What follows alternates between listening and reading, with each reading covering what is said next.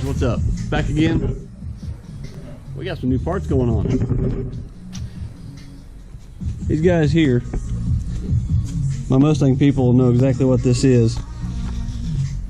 This is rear diff bushings and the rear diff bolt hardware upgrade kit, because these things are apparently known for shearing off the factory diff bolts. So it's getting the bushing lockouts so that the diff will stop flopping around and sound like wheel hop, and it's getting the hardware so that we don't cut no bolts off. So let's go underneath this thing and get some work done.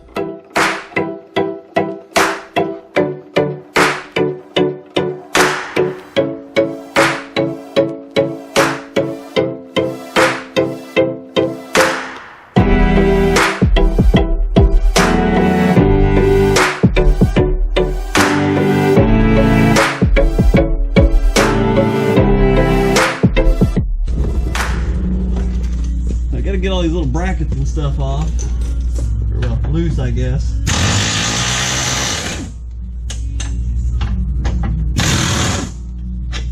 Because I mean, this cradle's actually got quite a bit of stuff holding it in.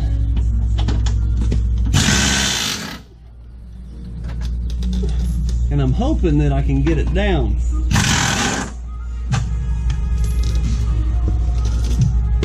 Because my potential problem is I don't have the factory rubber bushings anymore. All I've got, I swapped them out for the Delrin bushings because these cradles from the factory move a lot, especially if you got a good tire on it. They will deflect a bunch, and that's more so the wheel hop than anything on these cars. So I tried curing that, but now the old diff is moving around a bunch, so we're gonna see how this goes. Alright guys, this is a look at the underside, and what my problem is here, whew, I don't knock my light over, is I don't know if you guys can see it or not, but that little nub sticking out right there that you can see kind of protruding right there, guys, that's like an alignment pin on the bushing. I learned this from watching a deal from from BNR suspension, or BMR suspension. The factory bolts, where they go through the bushing hole is bigger than the bolt. So what happens, because this is independent rear suspension, that when you launch and it launches hard, this diff actually twists counterclockwise. So what that does is it pushes up on this bolt, and actually what it'll do is it'll cut that bolt completely off, which, as you can imagine, is not a good thing to have happen. Next weak link is the axles, and I gotta check those kind of while I'm in here, because I feel like I was stressing them pretty good when we were at the track. But guys, I'm trying to cure this problem. I've got lockout bushings that go inside of here. I'll show you when I'm done what they look like. And I've got upgraded hardware that will bolt through, and it's got sleeves that tightens the bolt up in the holes. And then more bushings back here on this side too that will interlock in up here. I know it's dark. I'm trying to light it up, but it's, you know, it's a one-man film crew thing. It's kind of tough, but there we go. That bolt right there, there'll be a big red bushing inside of here, and these bolts will be replaced as well. So guys, we're gonna get back to work and see if we can get this thing done.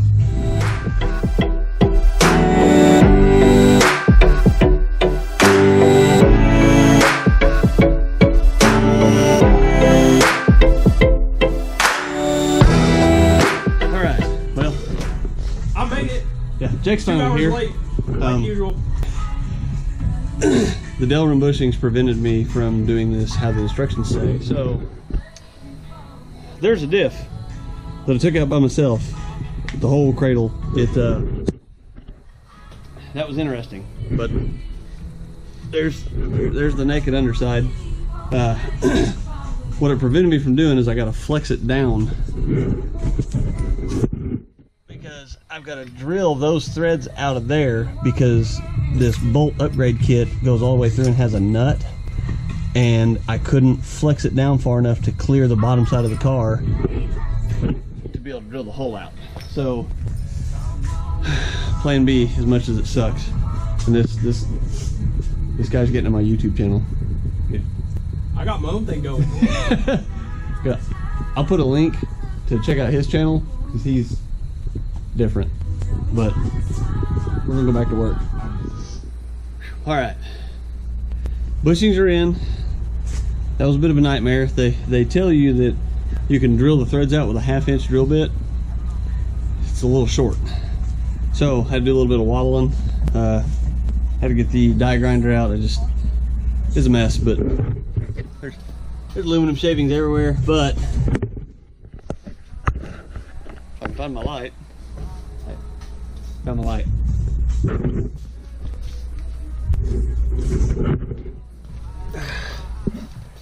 There's the front bushing, and before factory, the bolt came through this way and threaded into the factory bushing.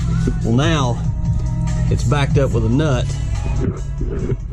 and then the rear has a bushing, and there's a sleeve that goes inside to stop the slop. So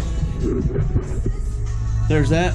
Now we're gonna go back in with the cradle and hopefully not recreate last time, because we smashed that guy's legs. It was poorly positioned on the jack, slid off the jack and pinned him underneath it, and I had to crawl up underneath the car in a hurry and get it off of him. It wasn't real fun, but we're gonna go back in with it and then we'll go play.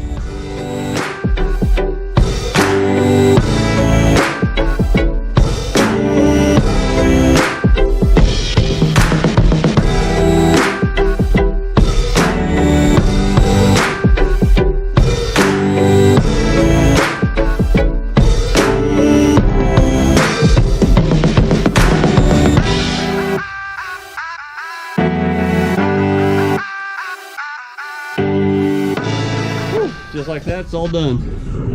We gotta let it down off the jack, torque the wheels, but it's in. Cradle, exhaust, O2 sensors, everything. It's all hooked back up. He did the exhaust. It's like his favorite part. But we're gonna get this thing on the ground and then we'll go play. All right, guys, here's the deal. I know I promised you some playtime, but I failed you. I just didn't even think about videoing any of it. But we did take this hoopty out. After pulling the whole cradle, all that fight, Jake didn't get his leg smashed, which is a plus, because the first go around that we ever pulled it out, poor guy, it looked painful. But anyways, so we took it out, we ran it through its paces, went out and grabbed a few gears and whatnot, see if the old diff would kind of rattle around back there a little bit, and it didn't.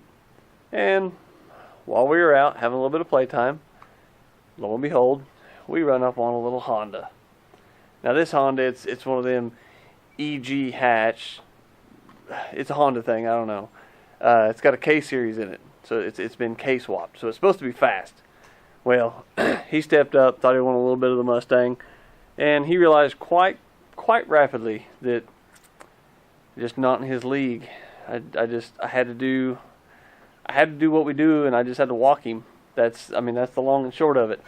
But every gear I grabbed, every launch I did, that diff wasn't moving around at all, which is a huge plus, because man, it sounded bad. And I feel like I was in the near future of shearing some bolts off, because it'll be hard to show you, but I was looking at some of the stock bolts, and there's some little flat spots and stuff wore on the threads of one of them, and that's the one that, from what I read, that's the one that likes to shear off, and that is not a problem that I wanted to have in my life. So I got all that buttoned up, got the bushing supports in, got the upgraded hardware in. Guys, if you own a S550 Mustang, this should be up there on the top of your list. If you're driving this thing hard, if you're taking it to the track, anything, this should be up on the top of your list of things to do. This should be something to spend money on. This was $100 well spent. I mean, easy, because the bushing kit and the bolt upgrade kit was like $100 for the pair of them shipped. So guys, that's chump change in the world of motorsports and hot rods. So spend that money, because racing ain't free and going fast ain't cheap. So guys, until next time, till we go to the track or do some more mods or just do something stupid, I'll see you guys around.